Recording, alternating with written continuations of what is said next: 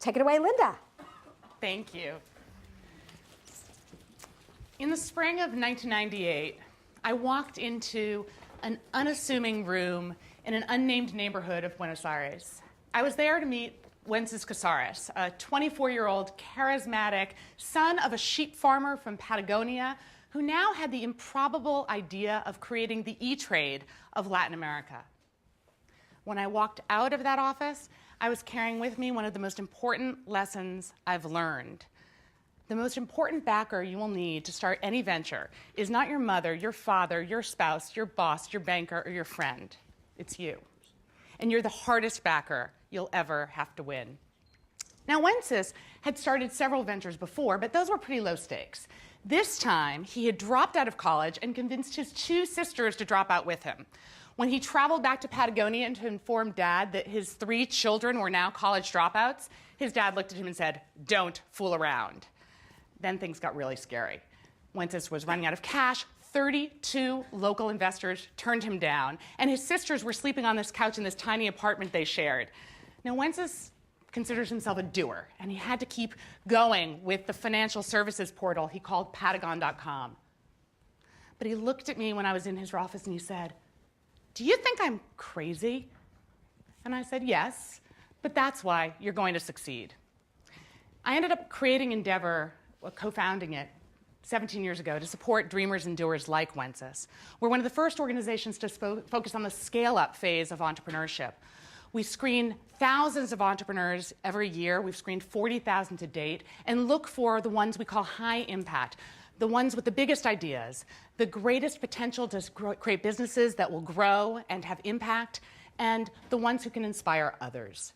We put them through a year-long screening process, and once they become Endeavor entrepreneurs, we give them a suite of services. 900 people have made it through that screening to date, and we give them everything from access to talent to access to capital. In Wences' case, we brought him a COO, we introduced him to VCs, we gave him a Stanford Business School student to help him with an expansion plan.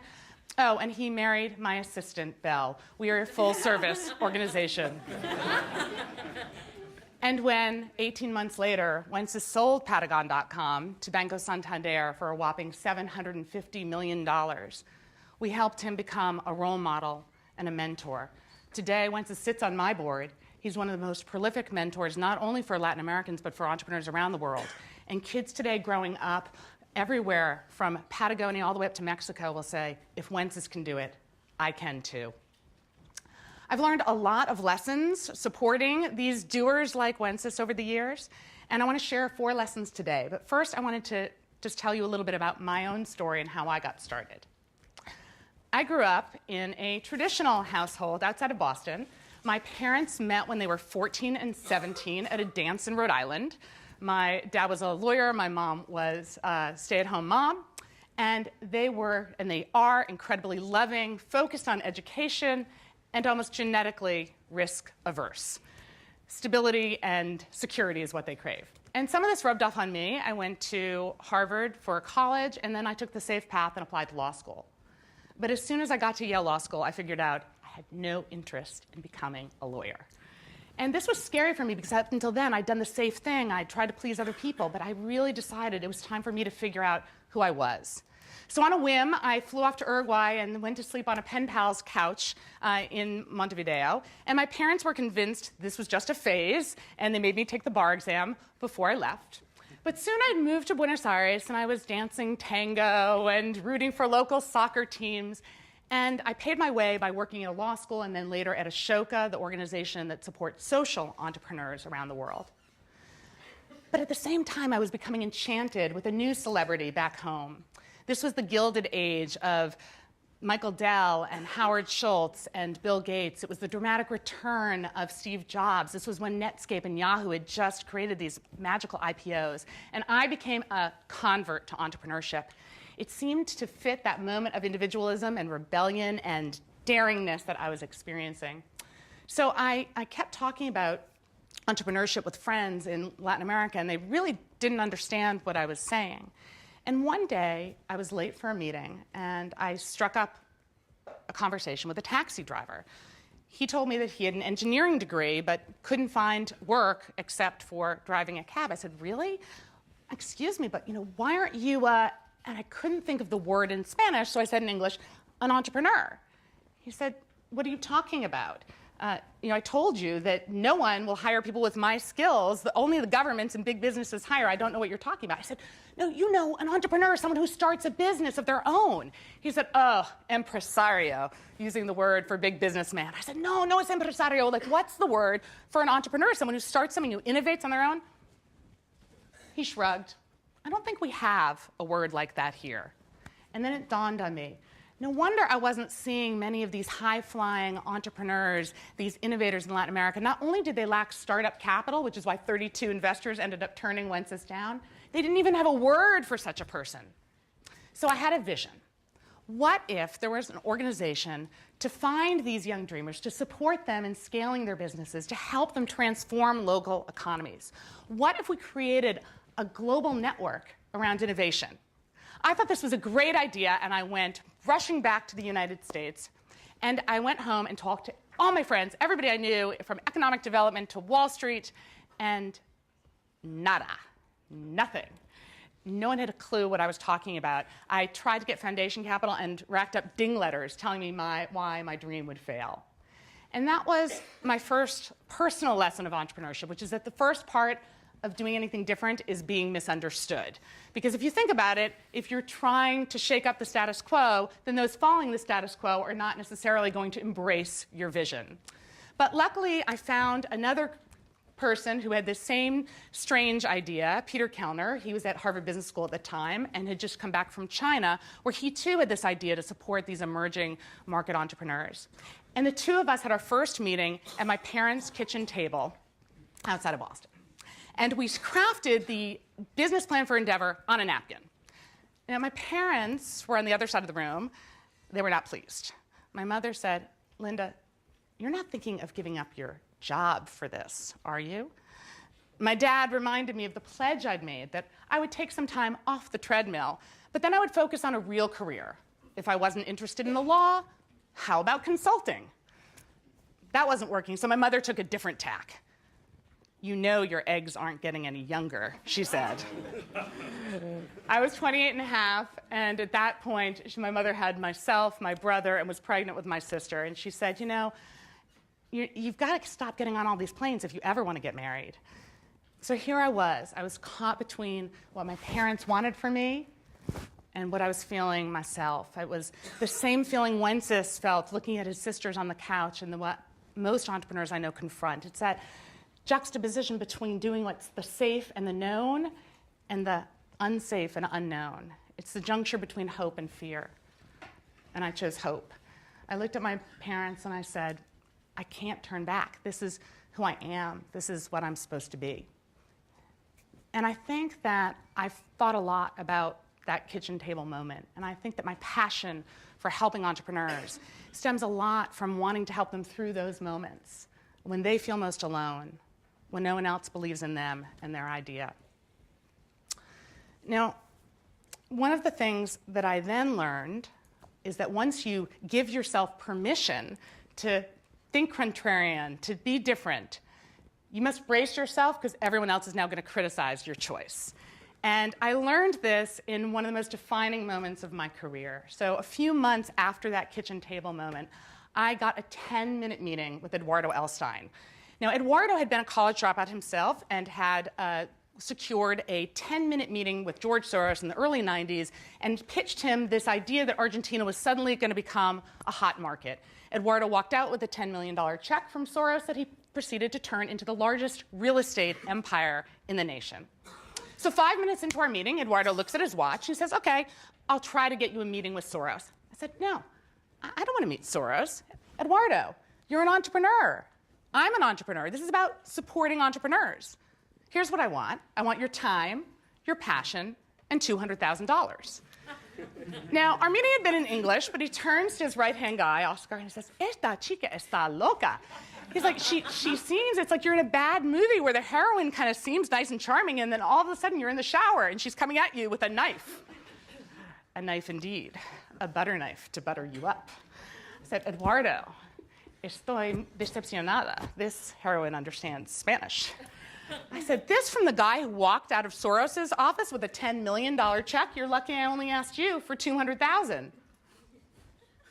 Eduardo gaped at me, looked at Oscar, took out his checkbook, and wrote me a $200,000 check and became chairman of Endeavor Argentina. And that is when I learned my lesson that is now the title of my book, which is Crazy is a Compliment. And in fact, I actually have a corollary, which is that if you're not called crazy, you're probably not thinking big enough. Okay, so 4 quick lessons that I've learned. Number 1, start planning. Stop planning, start doing.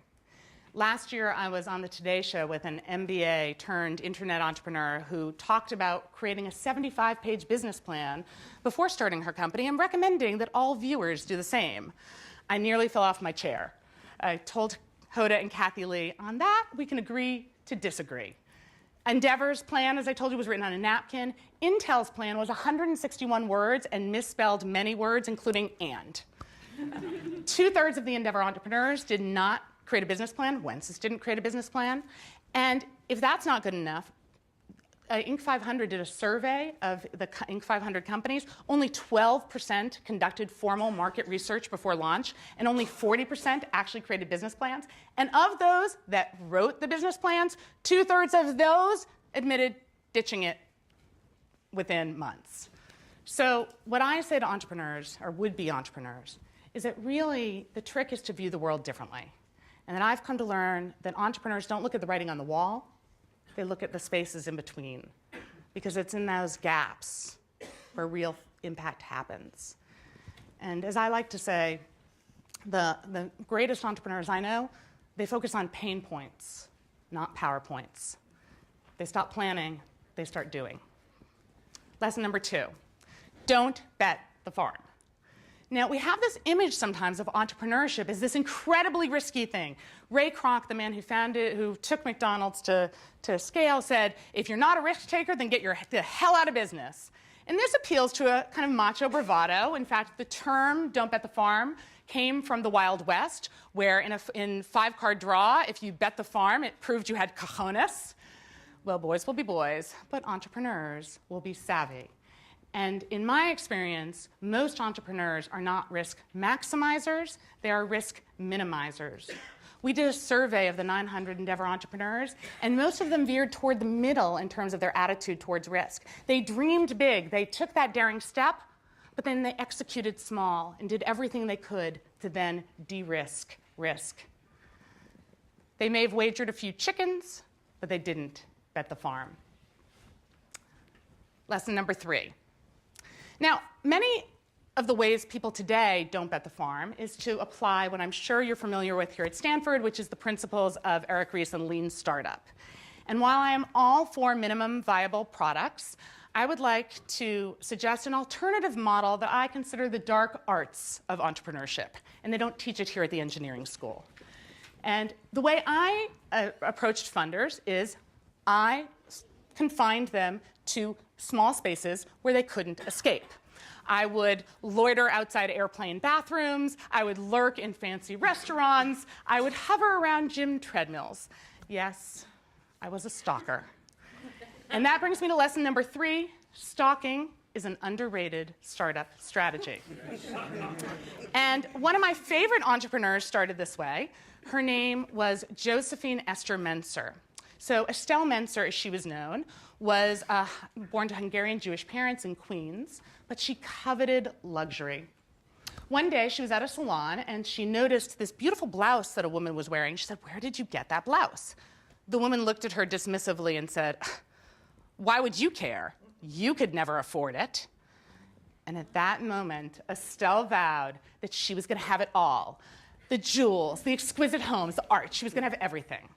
So her uncle, John, was a chemist, struggling chemist who couldn't sell his lines of creams. So Estelle took to stalking. She would stop unsuspecting victims on their way to a Salvation Army meeting, in the elevator, on the street. She would point out their wrinkles they didn't even think they had, whip out her super rich all-purpose cream, and say that she could help them glow. When the ladies told me, "Really, we have somewhere else to be," she said, no, just give me 5 minutes. And when Estelle was successful enough to have her own business, the first thing she did is change her name to appear more in the realm of luxury that she desired. She took her married name, Lauder, and changed her first name to Esther. Now, Estee Lauder also stalked retailers because her dream was to get into Saks Fifth Avenue. But the Saks buyer did not want this untested brand with this unknown woman. So Estelle waited for her opportunity. And one day, now Estee, at the Waldorf Astoria charity meeting, she actually handed out these lipsticks in metallic sheaths, which were a big step up from the plastic. The women lined up and said, okay, well, where can we get more of these? Estee smiled and said, why don't you try Saks? The line at Saks went out the door across the street.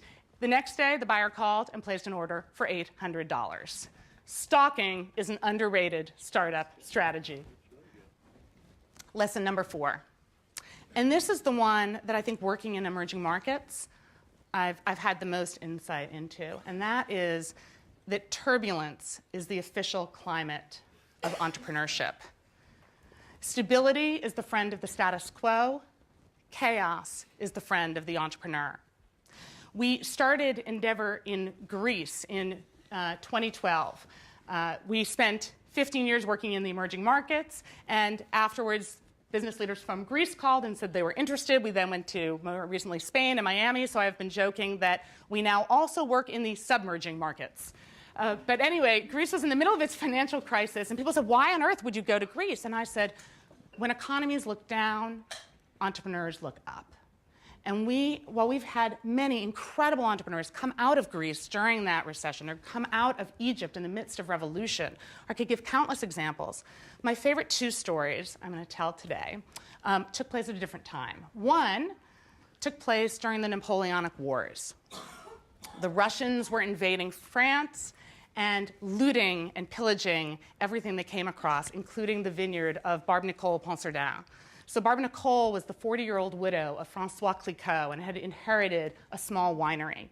But she was very adept, and she actually did something revolutionary, which is she took the bottles, stored them in a rack, upside down, turned the bottles to freeze off the excess yeast, and it resulted in a sharper taste. Champagne to this point had been very sweet. And her 1811 vintage is considered the first modern champagne. She was widow in French is veuve, so she's known as Veuve Clicquot. Now, the Russians come pillaging, everybody else is shuttering their doors, and Veuve Clicquot spots a marketing opportunity. She resolves to get the Russian army wasted.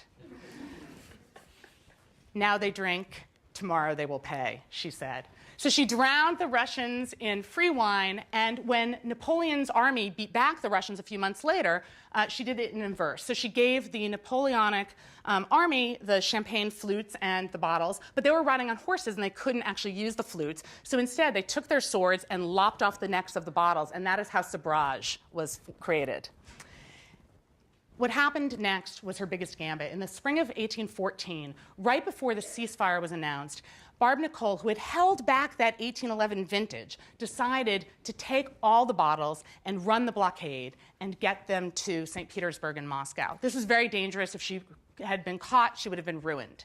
But instead, she timed it perfectly. The moment the treaty was signed and the ceasefire was announced, her bottles were already appearing in Moscow. The Russians were drinking like fish, and Tsar Alexander announced he would only drink the widow. To me, this is a moment of someone seizing opportunity in chaos. And there's a kicker to this story, which is that today, Veuve Clicquot honors women business leaders every year. And one of the years, I won an award. And the award is actually a vine named after you in Reims. So just watch out, because the Rotenberg grape may be coming your way soon. The last story I want to tell gets back to the issue of mindset, which I think that I've learned most of all, that working in countless places, I've learned that it's not finance, it's not institutional structure, it's not culture that prevents people from becoming entrepreneurs or taking risk even in their jobs. It's psychology, it's mindset, it's giving yourself permission to fail. My favorite story for this is Walt Disney, who was 26 years old, and at that point, he had been a failed newspaper illustrator. He'd started and bankrupted 2 companies with his friend Ub Iwerks. But at this point, he was ready to celebrate his first success. He'd come up with the cartoon character Oswald the Lucky Rabbit. And Oswald scored with audiences, and he was in New York celebrating and to meet the husband of his film distributor. But at the meeting, Walt got a nasty surprise. Instead of giving Walt higher profits, the film distributor announced that he had hired away all of Disney's team and taken full rights over Oswald. Walt was devastated. And on the train home, he brooded. Lillian, his wife, said he was like a raging lion. He had no contract, no employees, and worse yet, he had no cartoon character. And all the lovable characters, the lions, the dogs, the rabbits, were all taken.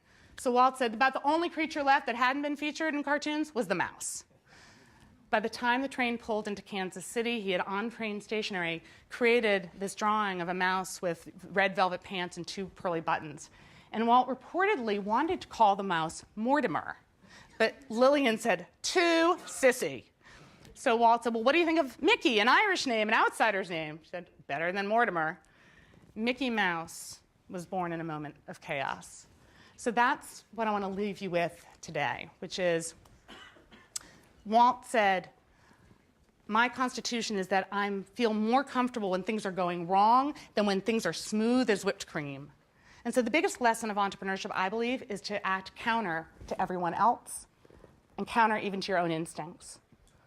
When your world is smooth as whipped cream, do something to shake it up. See the world differently. Startle the everyday. When everyone else is zagging, start zigging.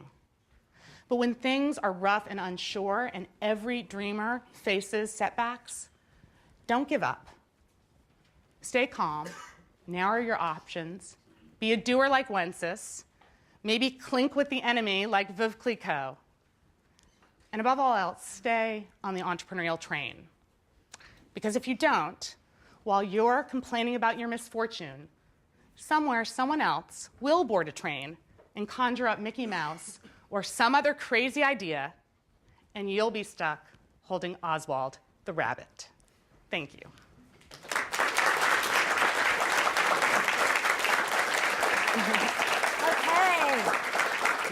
So now you know why I am the president of Linda's fan club. So I want to dive back into all the things you've learned from Endeavor. Yep. How many how many countries is Endeavor in now? We're now in 20 countries on 5 continents. Can you name where you started at least and kind of give us a little map of how you expanded? Oh, this is going to be my quiz? Yeah, quiz. If I forget anybody. We are in, so all over Latin America, Argentina, Brazil, Chile, Uruguay, Mexico, Colombia, and now Peru. I don't know if you consider Miami part of Latin America. We're in South Africa. We're all over the Middle East, so Turkey, from Turkey to Morocco, Saudi Arabia, the United Arab Emirates, Jordan, Lebanon, Egypt. I'm probably forgetting something else. And then now in Southeast Asia, in Indonesia and Malaysia. Next up, and we are in Miami, I said, and next up is the Philippines. Spain and Greece are also in our network already. Next up is the Philippines, Italy, Nigeria, and then Detroit. Detroit. So, yeah. So. Well, so that's that great emerging market. What happens when you set up an office there? So let's imagine Detroit. You set up an Endeavor office there. What actually happens? Yeah. So believe it or not, I no longer stalk people. Now they call us. But we really believed from the get-go it's about mentorship. Tom Friedman called us mentor capitalists. So we said we've got to start, eventually our hope is that like Wences, our entrepreneurs become the role models that become the mentors. But you've got to start with the existing business leaders. So actually one of the stories that happened a little later, about 4 years into Endeavor, I got a call from Pedro Aspe, the former finance minister of Mexico. And he asked me to come talk to a group of business leaders about entrepreneurship and maybe bringing Endeavor there. And he undersold what was happening because I walked in the room and someone tapped me on the shoulder and said, do you understand what % of Mexico's GDP is in the room?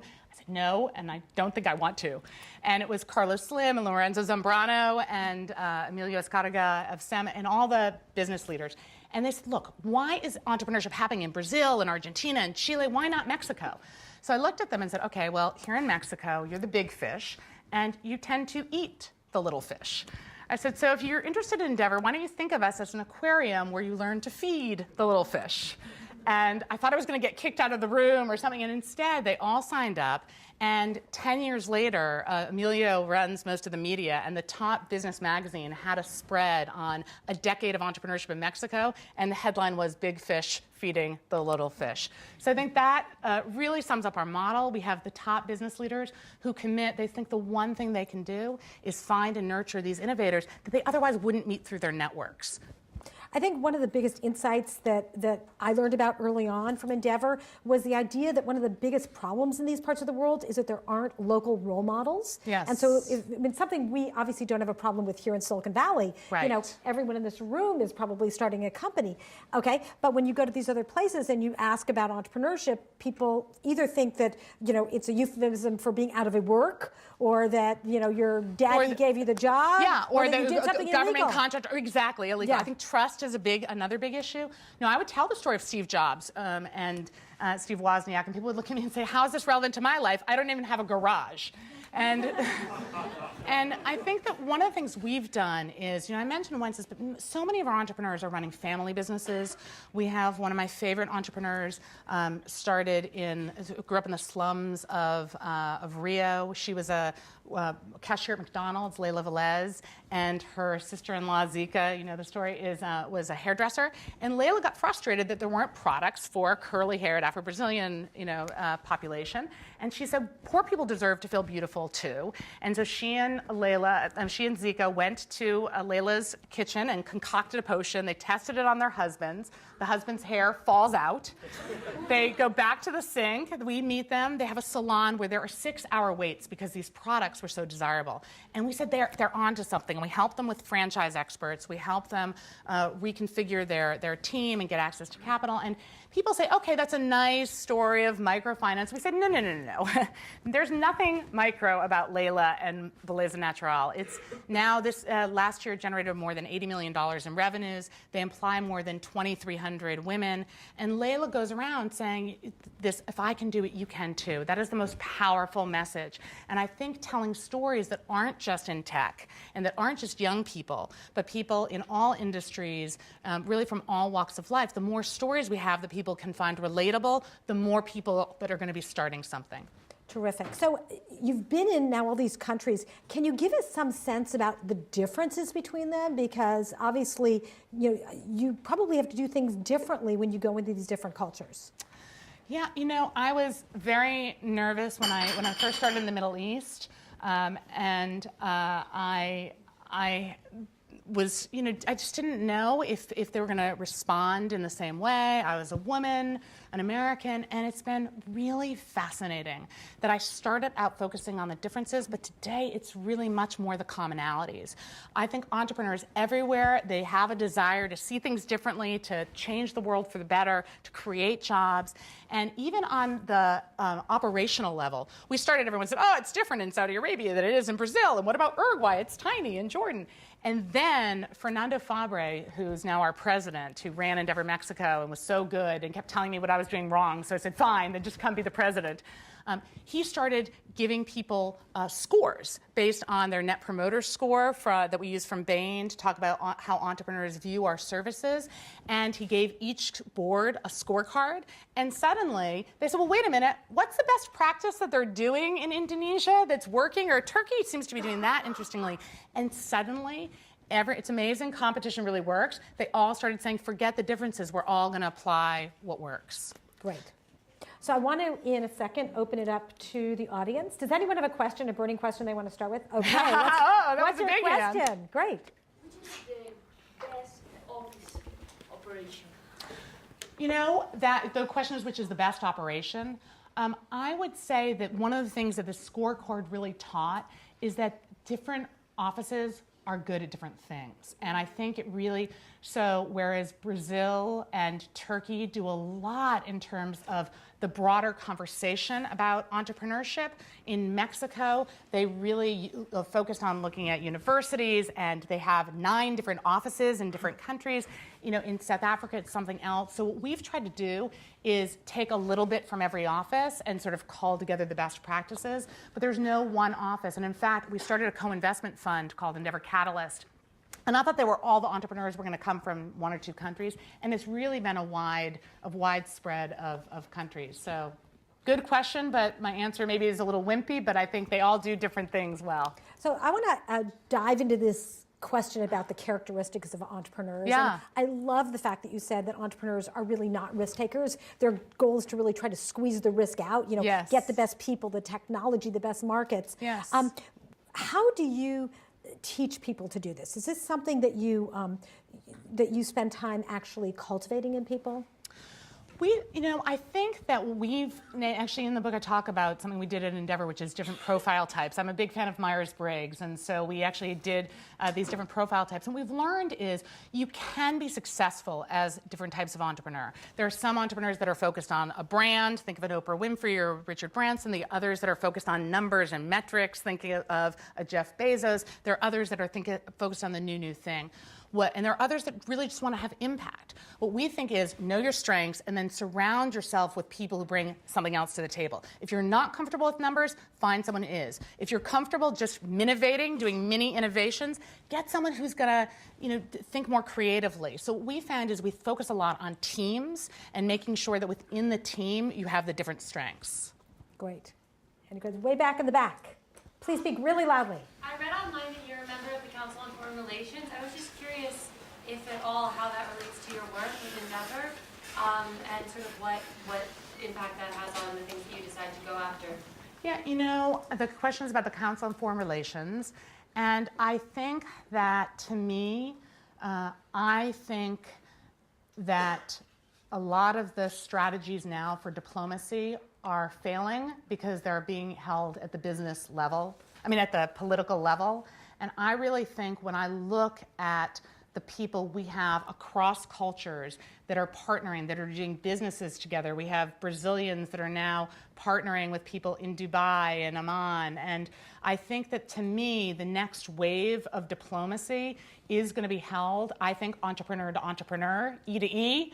And so that's what I've kind of come and taken away, is that if young people, if we can infuse this new, more global culture, more open, and less these top-down solutions of one president to another, then I think that we're going to make change. So that's my answer.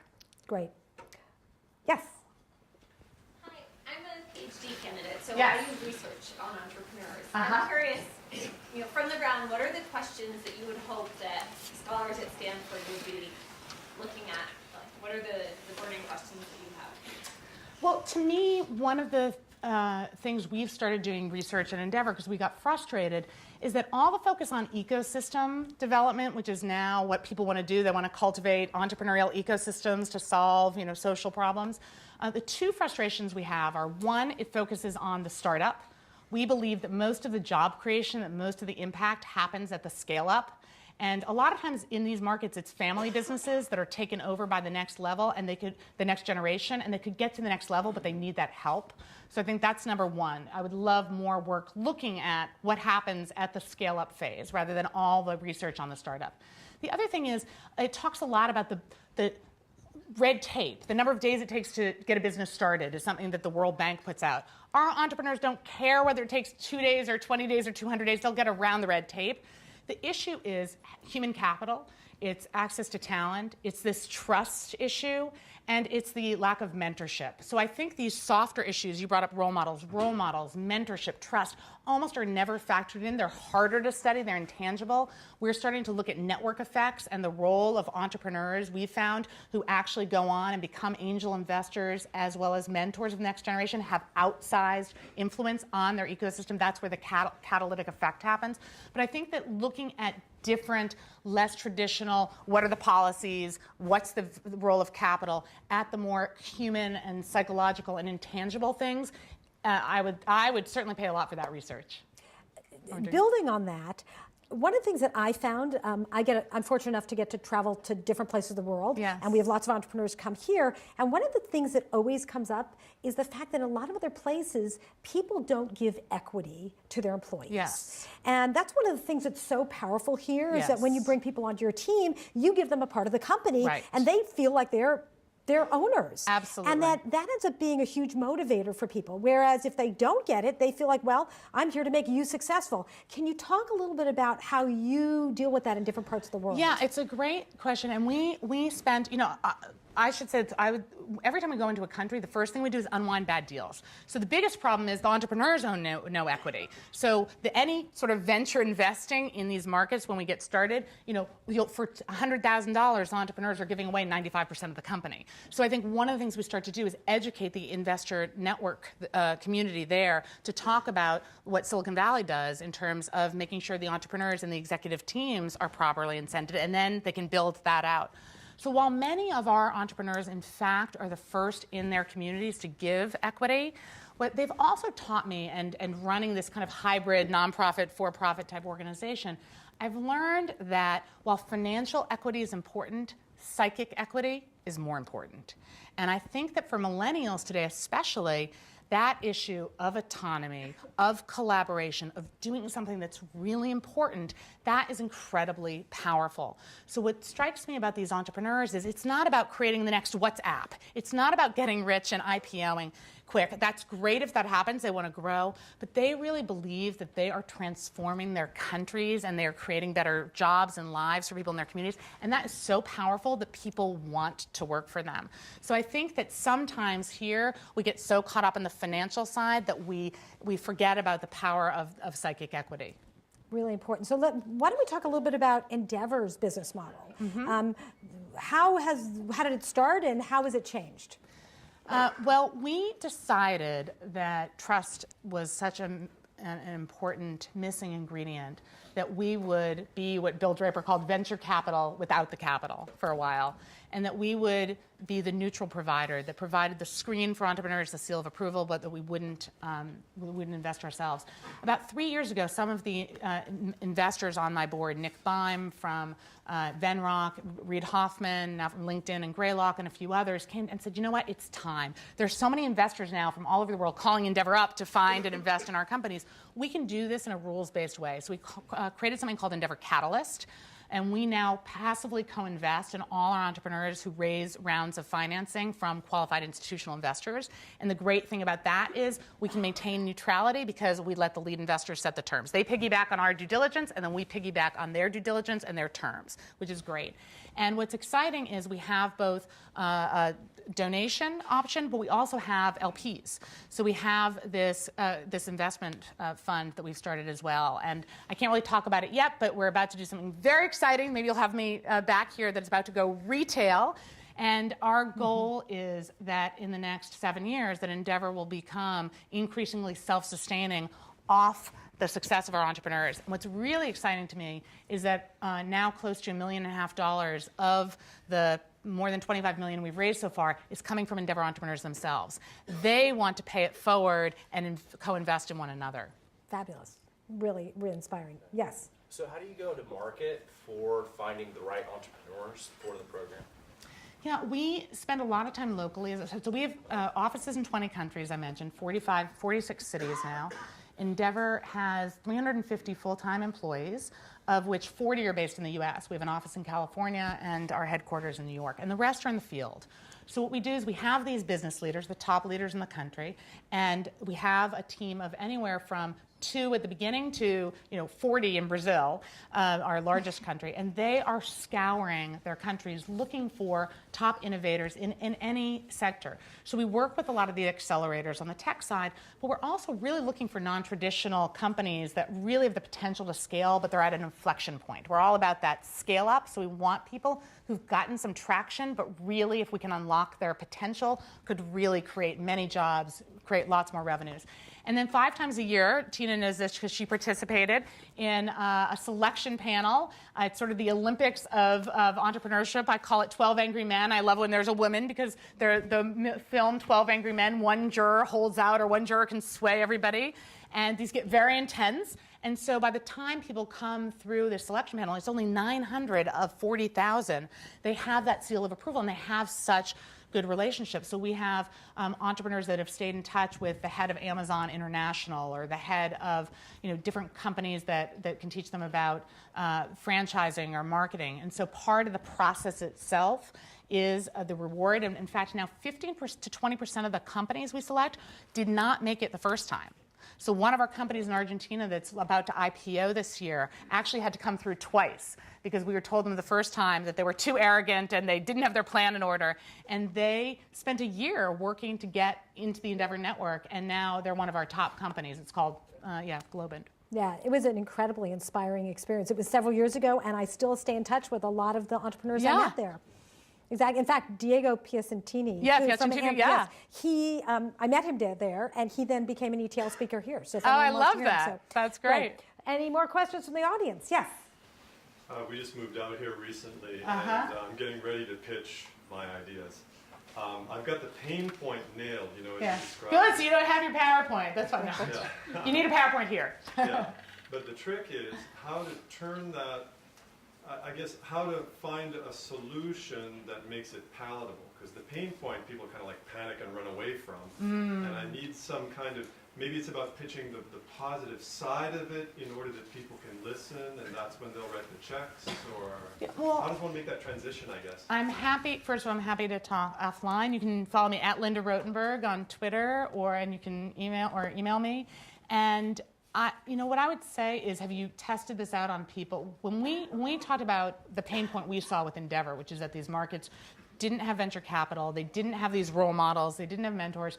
We said if we're successful, the local business leaders will realize that they can't be building first world companies in countries that aren't creating more jobs, and they'll come to us. And that's what started happening, and then people started believing us. But it was only when we not only identified the pain point and the problem, but we started saying the people who we felt were experiencing the problem showed demand, showed interest in in our solution.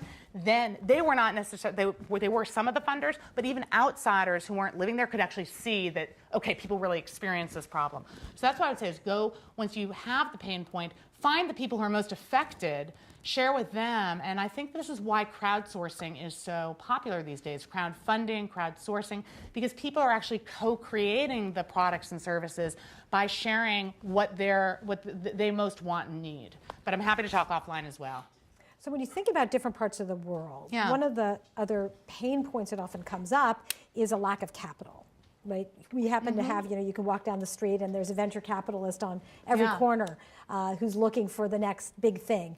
But in a lot of parts of the world, that's just not a really robust system. How do you deal with that? Well, I think that while we, encourage our board members and then our entrepreneurs to become venture capitalists and angel investors themselves, while we try to attract capital from here to these markets, that we try to show the potential, I think there is an advantage in having to bootstrap. I think here we've gotten to a point where there's almost too much capital. And I really think back to this issue of pain points and finding a market. People are scrappy, but they actually, they do a lot with less. And I think you showed me, Tina, your phrase that entrepreneurs are people who do a lot with little. And I think that yesterday I was talking to somebody who said, you know what, all this idea of chaos and risk, that's fine, but I have student loans to pay off. And I said, that's really legitimate. But in my experience, there are a lot of people who get past the point at which they were paying back their student loans and they get to the golden handcuffs and they increase their lifestyle expenses. One of the things we found is 95% of our entrepreneurs don't risk food and shelter for their families.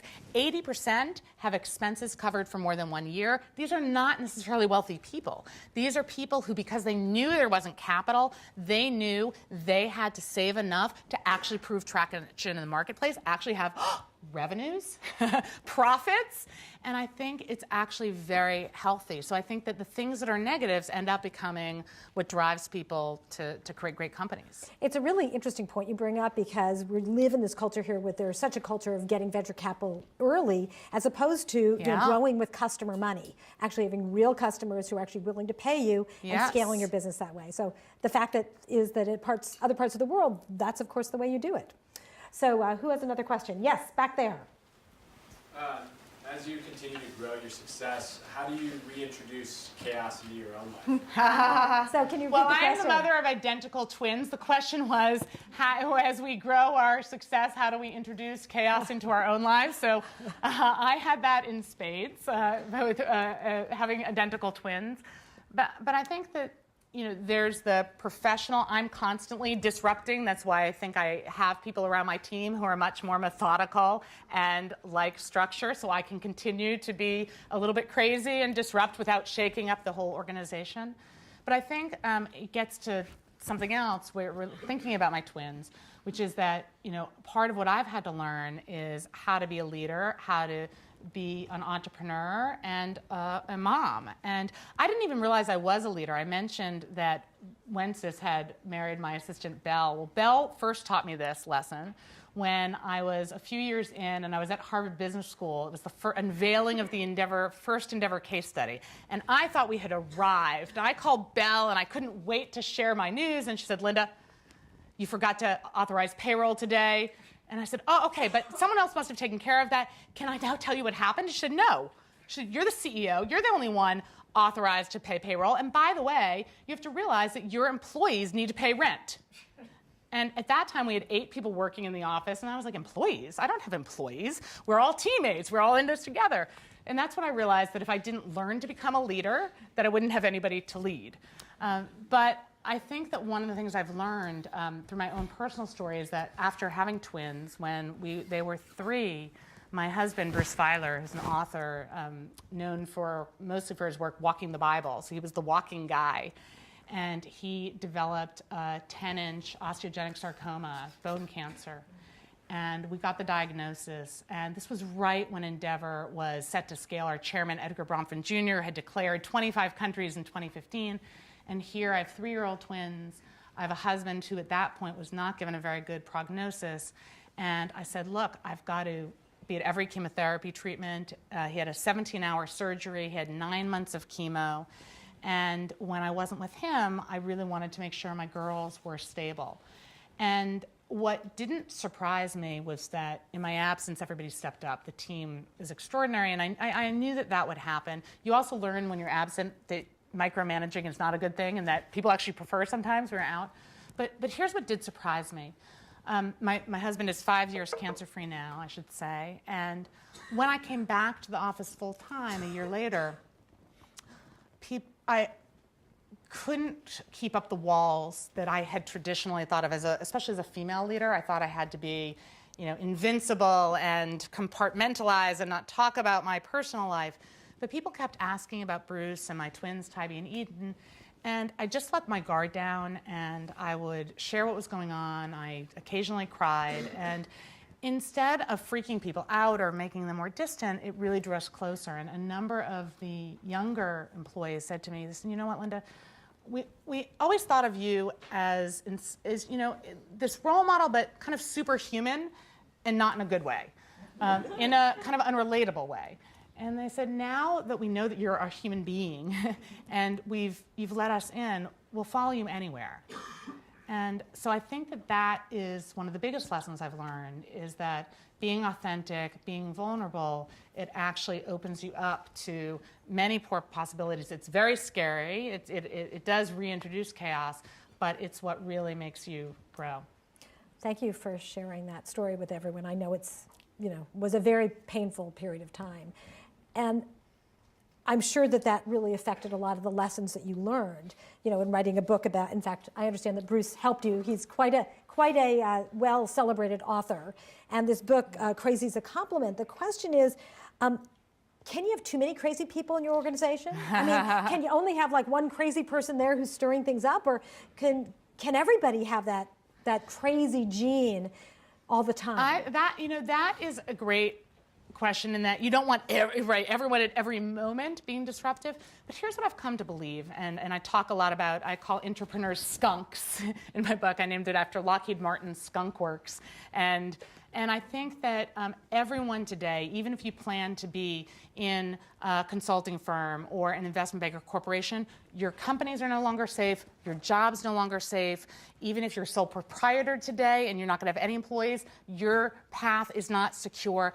Everyone today, I think, needs to think and act more like an entrepreneur. Everyone needs to take more risks or risk being left behind. And yet, as we've been talking about, the whole process of entrepreneurship is that tension between taking risk and de-risking risk. Thinking big, dreaming big, executing small. And so I think that everyone today can learn these skills, even if they're not necessarily going to create their own organization. Terrific. Question. Yes.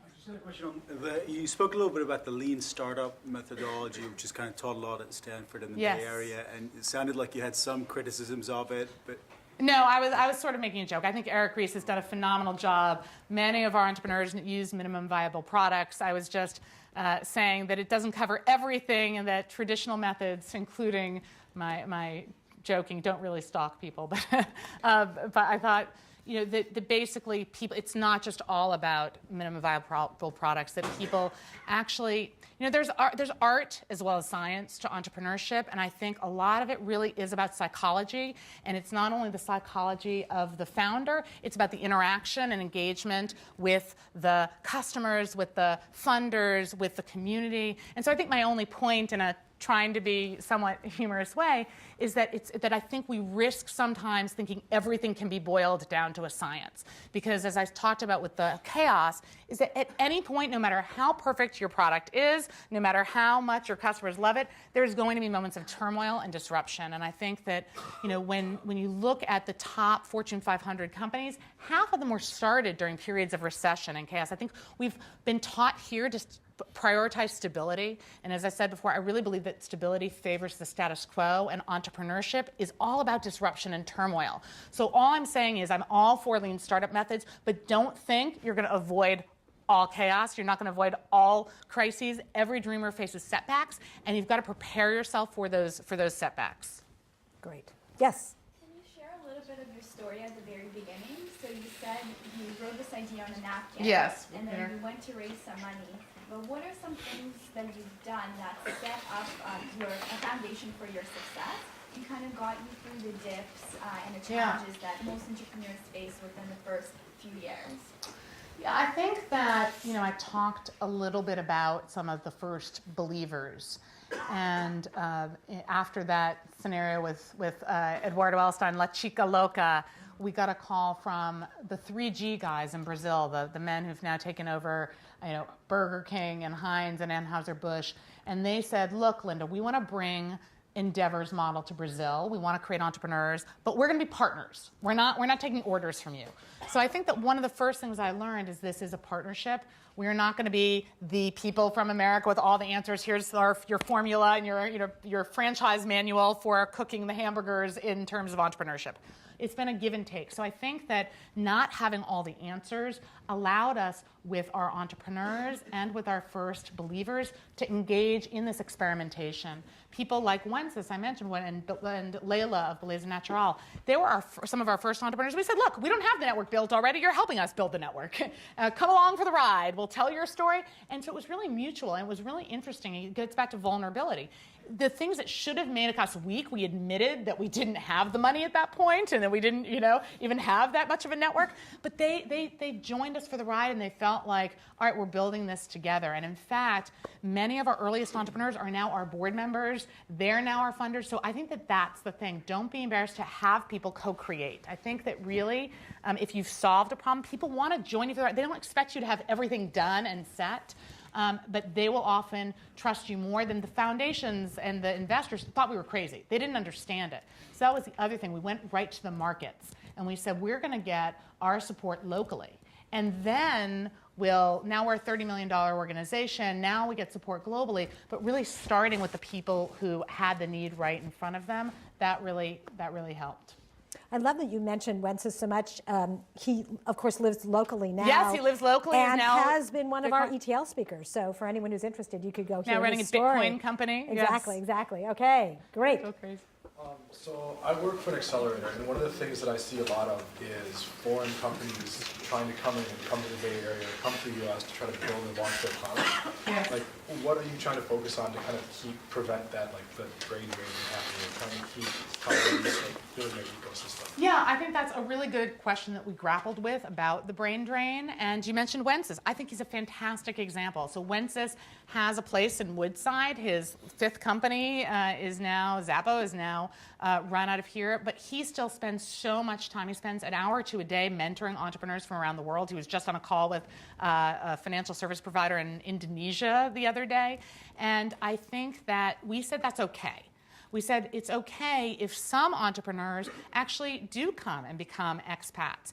But one of the things is that we're not just in technology. So I think that we've seen a lot of disruption, a lot of innovation happening in healthcare, in environmental companies, in restaurants, in companies that are creating a lot of jobs but are not necessarily the ones that are going to get the venture capital. And so when we have that mix, that balance in our network, we know there are going to be some local players that really build up the local jobs, and there are others that are going to have these huge role models, which we find exciting as well. So as long as there's a combination, we don't actually see it as a problem.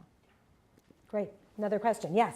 So you branded Endeavor as high impact entrepreneurship. Yes. I'm curious what you mean by impact, because is it creating jobs, or is it the fact that the venture has a social goal? There's a bunch of different ways of expressing what Endeavor means. Yeah, it's it's funny because in the book I start talking about I've given species names to different types of entrepreneurs, because I think we've all, me included, taken this already clunky word entrepreneur and now added all these qualifiers: social entrepreneur, micro entrepreneur, high impact entrepreneur, and made it clunkier. So apologies for that. But we really were starting up at a point when people understood microcredit, and they assumed that anybody we were supporting in an emerging market must be someone micro. And we said, no. So we said, how do you describe that? And we said, it's going to be high impact. We always meant growth. So we were always adamant that we'll take any industry. We want these people to have a commitment to their societies, but that can be by creating great jobs and creating high growth companies. What we realized is that many of them end up, even if they're not per se an education company or environmental company, having some social values built in, because trust is such an issue. We have a company, for example, in Jordan, a fantastic chain of pharmacies, Pharmacy One, and the Amjad Aryan, the entrepreneur, realized there weren't enough trained pharmacists. So he ended up creating schools within the colleges to train pharmacists. Today, 70% of his pharmacists are women that he actually trained by going into the educational system.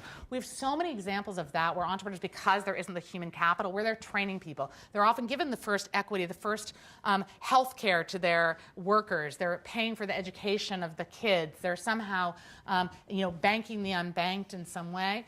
But I think that we said high impact is about the ability to create businesses that matter and will grow, and that we're at an inflection point that you could get them so that they weren't going to, wither away. Because what we see is 10 companies in many of these countries controlling most of the resources.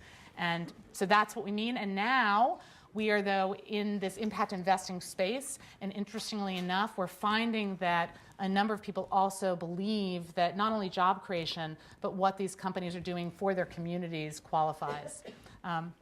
That's my answer.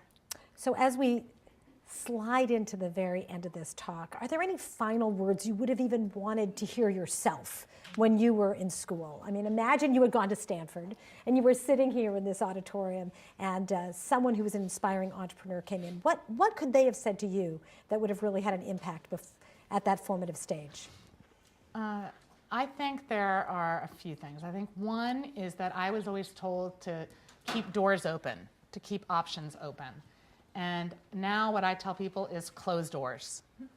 I think you cannot be 1 foot in, 1 foot out. You can for a little while, but at some point you've just got to choose something and focus and do. You can pivot if it doesn't work out, but I find that people get paralyzed when they keep too many doors open, and that happens especially at institutions like this, where there are so many options you don't want to give any up.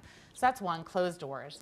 The second thing I think of is this issue of keeping lifestyle expenses low. I really think that it is important. I think that student loans are a big issue when people come and they have a lot to pay off.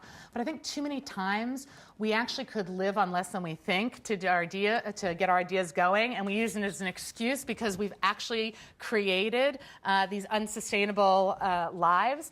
And I think that I wish I'd known that earlier, because I would have taken maybe risks even earlier than I did, because I had more ability than I thought I had.